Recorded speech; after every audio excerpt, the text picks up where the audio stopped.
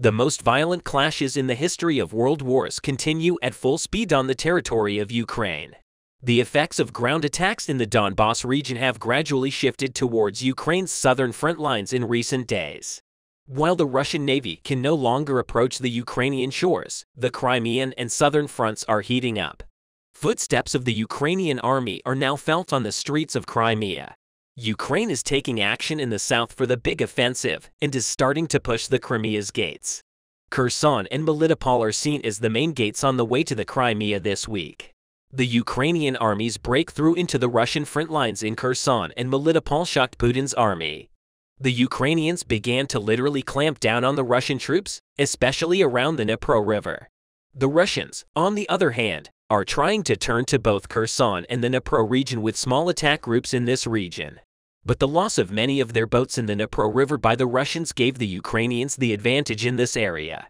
Ukrainian forces, on the other hand, are still continuing their reconnaissance and detection efforts in and around the Dnipro River. In addition, the efforts of the Ukrainian forces to stop the Russians continues in the Kherson region. In line with these efforts, the Ukrainians launched a striking operation around the Kherson region and Dnipro. The Russians did not expect this countermove of the Ukrainians at all. The left bank of the Dnipro is about to be almost completely cleared of Russians by the raiding attempts of the Ukrainians. Let's witness these striking moments in this critical area, which includes Kherson and Dnipro. Without wasting any time, the Ukrainian armed forces began to break through an area of about 20 to 30 kilometers on the left bank of the Kherson region. Russian forces came under heavy attacks of the Ukrainian army in this region. The huge Ukrainian army of about 20,000 troops is making a serious breakthrough into the Russian-controlled areas of Kherson, with HIMARS troops and tanks. The efforts of the Ukrainian armed forces to break through the Russian defense lines became very effective over time. In particular, the number of attacks by the Russian army from the Kinburn Spit was significantly reduced as a Russian ammunition supply and storage point was hit. At the moment, the Russians do not have a strong support in these areas, and even ground movement seems rather difficult for Russian troops as the Ukrainian armed forces are trying to keep the isthmus connecting the mainland of the left bank with the Kinburn Peninsula under fire control. However, in order to get out of this heavy fire and pressure, Russian troops started bombing attacks against civilian Ukrainian targets in the Kherson region. In short, the Kherson region is literally under the ring of fire. In addition, Ukraine's defense ministry recently announced that Russian troops had withdrawn from the city of Novokakhovka in the south of the Kherson region, although there was no increase in clashes there. It was also observed that the Russians looted the valuables of the residents before their withdrawal. But the head of the Kherson region denied the reports that Russian troops had withdrawn from Novaya Kakhovka. Vladimir Saldo announced that the Russian troops in Novaya Kakhovka and other deployments on the left bank of the Dnipro River remained in their positions. If we look at the latest situation in Novaya Kakhovka, we can actually see that the Russians are gradually withdrawing. More than 20,000 people live on Novaya Kakhovka, among them are many retired and people with low mobility. The city is bombarded almost daily by Ukrainian artillery. Therefore, it makes little sense for Russian troops to stay in the area because the Ukrainian armed forces made it very difficult for the Russians in this area with the additional military reinforcements they received from the Kherson region. So why do the Russian authorities deny the withdrawal of Russian troops from Novaya Kakhovka? Actually, this can be explained quite simply.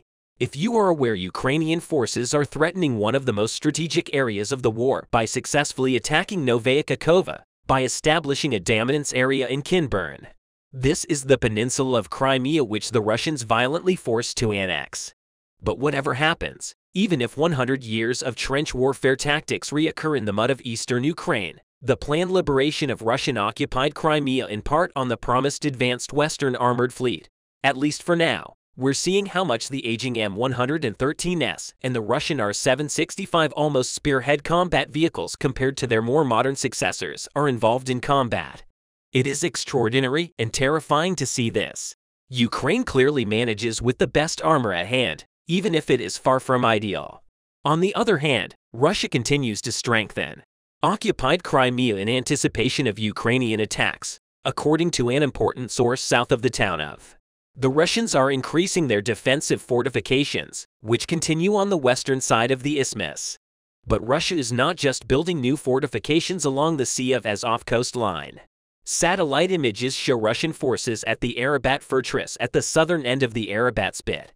It was built by Ottoman forces in the 17th century and hosted clashes in the 1853–1856 Crimean War, the Russian Civil War, and the Second World War.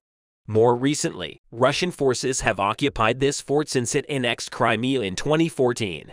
Satellite images once again revealed the trench lines and battle positions around the fort as it prepared for battle. While the Russians were preparing not to lose Crimea to the Ukrainians, a striking situation occurred on the peninsula. The Ukrainian flag was hoisted on a communications tower in Crimea this week, according to a senior official. Colonel Vladislav Nazarov, spokesman for the Southern Operational Command of the Ukrainian Army, made it clear that there was a Ukrainian flag flying in the village of Razivka in the Sudik district of Crimea. After these striking statements, it was observed that the resistance against the Russian administration grew in the Black Sea Peninsula, which was illegally annexed by President Vladimir Putin in 2014. Tensions have been escalating in recent weeks as Ukraine signals its intention to retake Crimea. A Ukrainian official reported that his country is preparing assault brigades to retake occupied territories, including Crimea. It is feared that such a move would be a red line for Russia, and Putin could use his country's nuclear capabilities to defend in the region because the Russian leader does not want to give the Crimean Peninsula back to the Ukrainians in any way. However, the striking military preparations of the Ukrainian armed forces in recent days are described as the harbinger of possible attacks expected in Crimea. If you remember, the Ukrainian armed forces had been blockading the peninsula with airstrikes almost every day for about 2 weeks. In these striking attacks, the Ukrainian forces had repeatedly attacked the strategic military bases of the Russians on the peninsula using unmanned aerial vehicles. Russian officials in Crimea and residents of the peninsula were greatly alarmed by the success of attacks by the Ukrainians. Very soon, such events will no longer surprise the Russians, for the blue and yellow flags seem to float calmly over every building on the peaceful and free Ukrainian peninsula. Because like Russian leader Putin, Ukrainian leader Zelensky constantly states in his statements that he will not give up on Crimea. Even the most recent Ukrainian president, Vladimir Zelensky, recently promised to retake Crimea, located in the south of mainland Ukraine. Alexander Formanchik, head of the People's Assembly of Crimea, expressed his belief that if any attempt is made to return Crimea to Ukraine's control, a global nuclear war will break out immediately. The Russian leader was also putting forward his nuclear threats in this regard at the time. But Boris Bondarev, a former Russian diplomat who publicly resigned in May 2022 due to the invasion of Ukraine, stressed that he believes Putin's nuclear threats are a bluff. Actually, Bondarev's statements are somewhat correct because the Ukrainians took back parts of their territory, and there was no nuclear retaliation in response from the Russians. It is not known whether Ukraine's unexpected advances and striking offensive operations on the front lines will push the Russians to use nuclear weapons. But the approaches and policies of the West and Ukrainian allies such as the USA and international organizations such as the EU and NATO are also vital. In other words, if Russia loses Crimea and leaves this war with a defeat, the parties that will prevent the Kremlin administration and Russian leader Vladimir Putin from turning to nuclear weapons as a last resort are Ukraine's allies. But we hope that no nuclear weapons will be used in this war and that the Ukrainians can regain their territorial integrity and independence. Every day, the Ukrainian Air Force successfully destroys dozens of sites of the Russian invaders. Over the past day, dozens of occupation sites in Donetsk, Luhansk, and Zaporizhia Oblast have been blown up by the Ukrainian Air Force missile and artillery strikes. These operations targeted strategic points belonging to the Russian occupiers, ammunition depots, command centers, and anti-aircraft missile complexes were destroyed. One by one, the Russian army suffered huge losses in these attacks. While the Russian army is running out of ammunition, the Ukrainian Air Force is blowing up an average of one ammunition depot of the Russian invaders almost every day, which affects the course of the war because the two elements needed for an army to fight are soldiers and ammunition. The Russian army is having problems with both of these elements. The Ukrainian Air Force is preparing the end of the Russian army.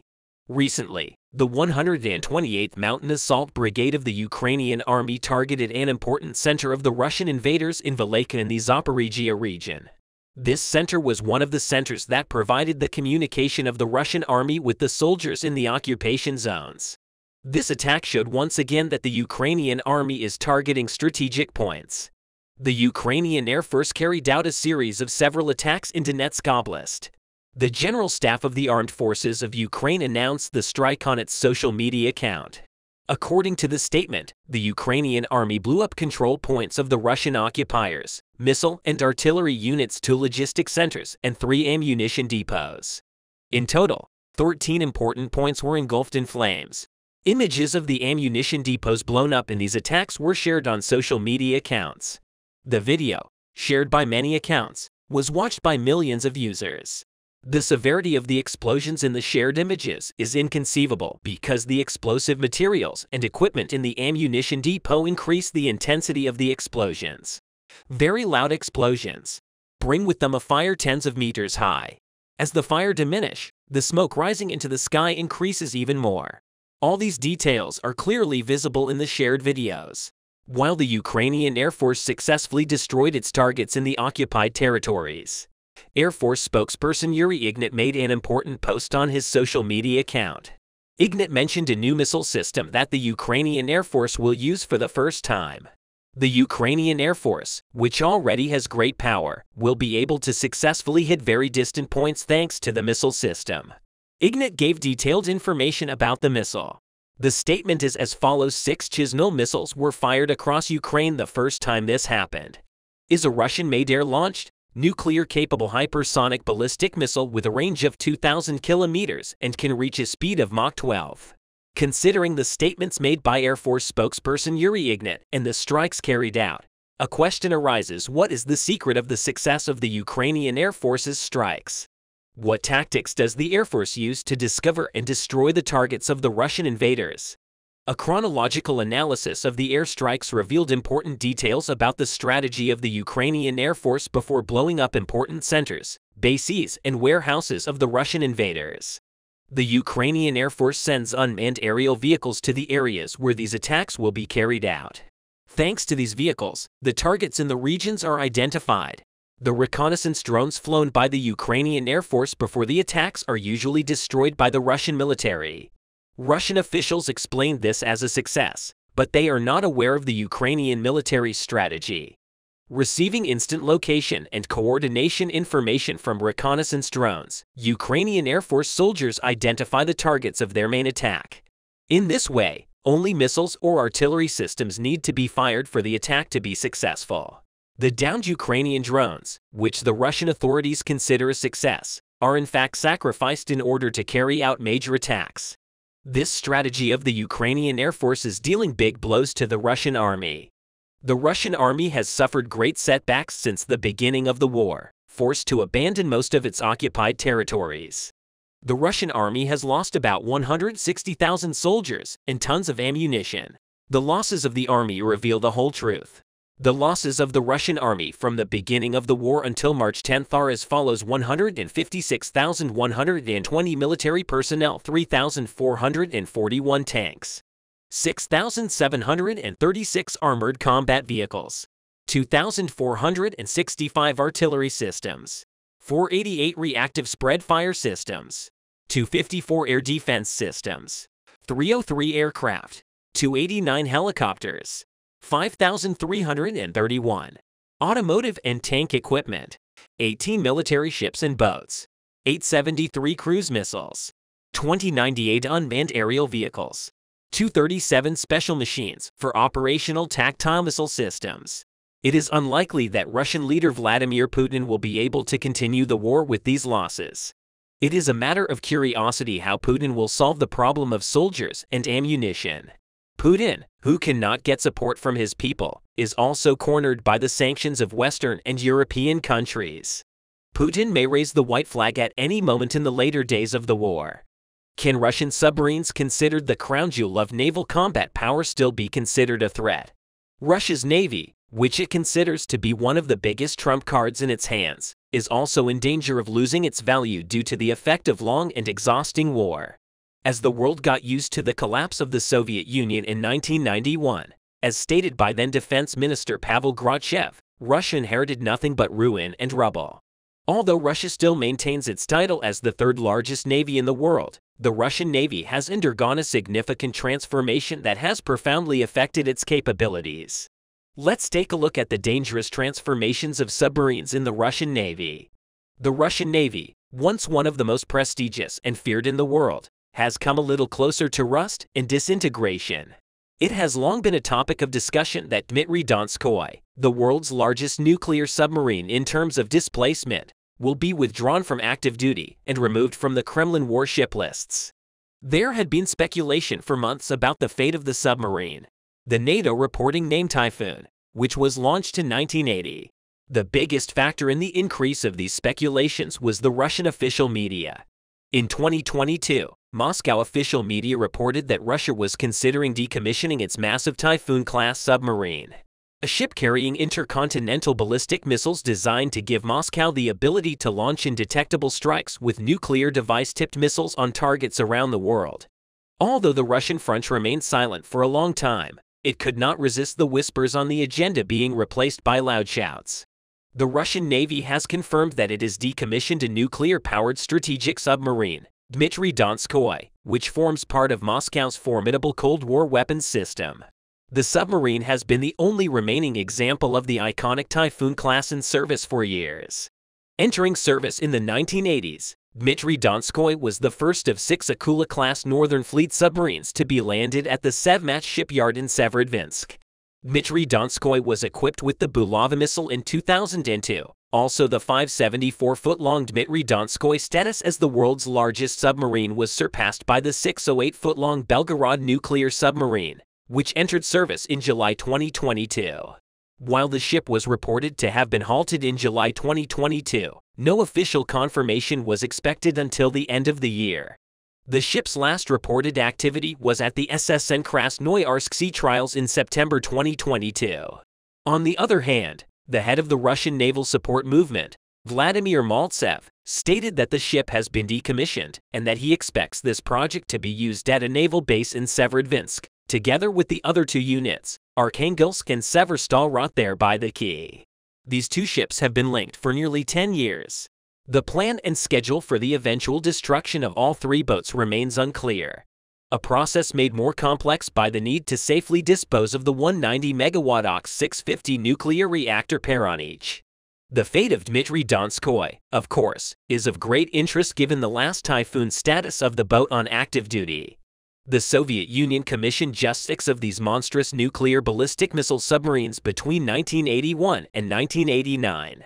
The collapse of the Soviet Union stopped work on a 7th boat, and the partially built submarine was eventually scrapped. The 6 Typhoons completed, including Dmitry Donskoy, had largely uneventful careers during the Cold War. In 1991, Arkhangelsk, then known only by its hull number TK-17, nearly sank after it suffered a harrowing accident during a planned test launch of an unarmed R-39.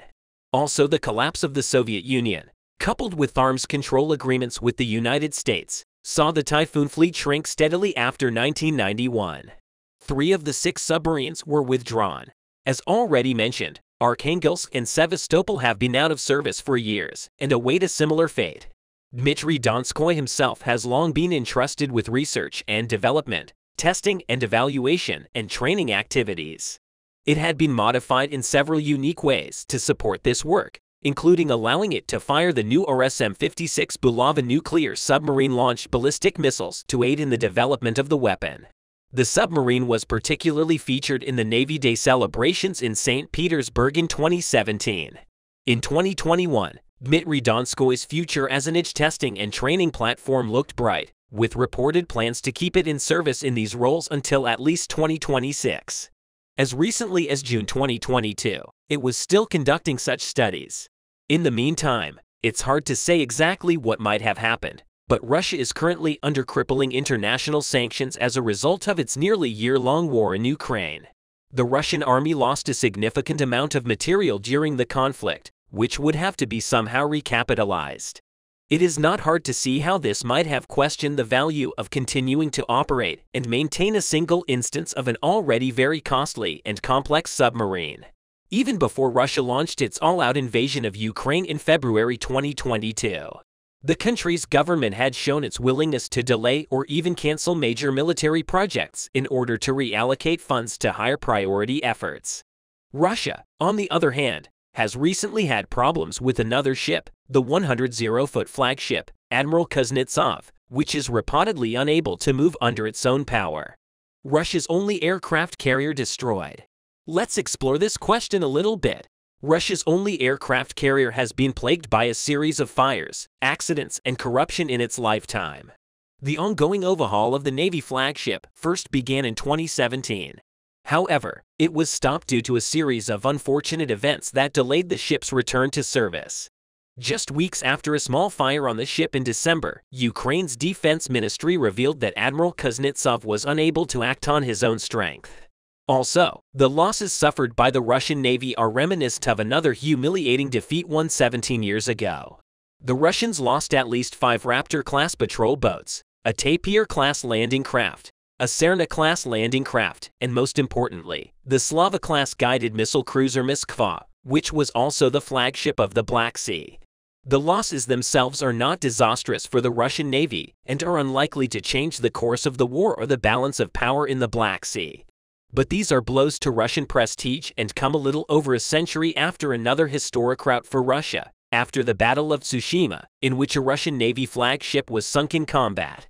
Ukraine's attack on Moskva reinforced Russia's historical defeat. Ukraine prevented the Black Sea Fleet by reliving its historical defeat to Russia. Could this change the tide of the war? We would be glad if you let us know your thoughts in the comments. Russia's Black Sea Fleet was once seen as central to Vladimir Putin's attempt to conquer Ukraine. But that fleet and its accompanying air wing have been battered by Ukraine's innovative missile and drone strikes. And the once feared force has become an afterthought in Europe's greatest war in 7 decades. When Putin launched an all-out invasion of Ukraine in February, the Crimean-based fleet was at the center of the operation, launching Caliber cruise missiles at military and civilian targets deep in the country, blocking access to the country's ports and posing a threat. However, since those early days, Kiev has taken the initiative as missile strikes and mysterious explosions have ravaged. The Russian fleet sank several ships, including the flagship cruiser Moskva, and devastated the Crimea-based air wing in a dramatic attack. While the Black Sea Fleet was strong enough to keep the small Ukrainian Navy at bay, it was never a source of pride for the Russian Navy.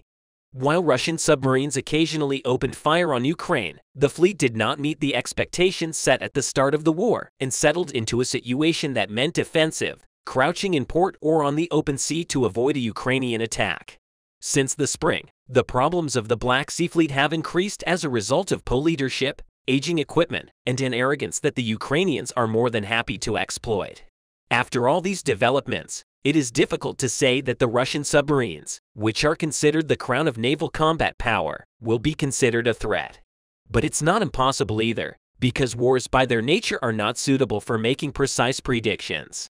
We will see more clearly the role and power of the submarines, which are the crown jewels of the Russian Navy in the Ukrainian war.